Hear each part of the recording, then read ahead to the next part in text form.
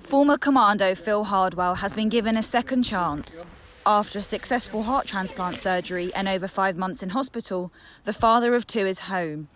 He was medically discharged due to poor health, having served with the 29 Commando Regiment of the Royal Artillery for 12 years. Got a lot more energy. I'm able to go out and play with the kids, take the dogs for a long walk, about a mile or so a day. So, yeah, it's just kind of like, having a second life, really. Whilst on critical care, he was one of the sickest patients being looked after at Royal Papworth Hospital.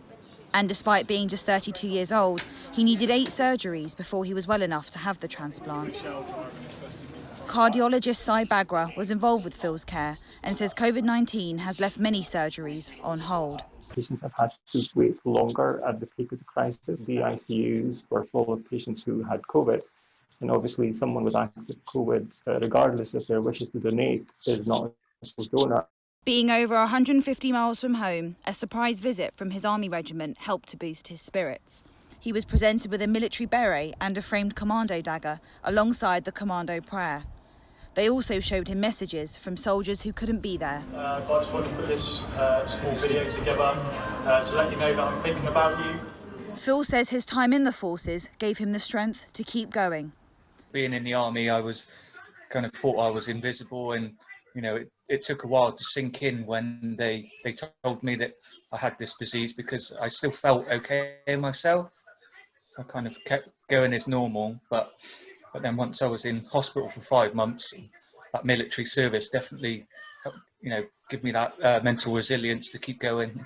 But transplants can't happen without donors, and next of kin have the final say on whether organ donation goes ahead.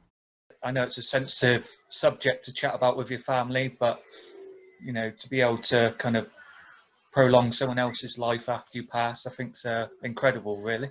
The thing that sometimes gets extremely frustrating for us as clinicians is we hear about potential donors who had signed themselves on to the organ donation list, and then you find that the families then kind of didn't know about it.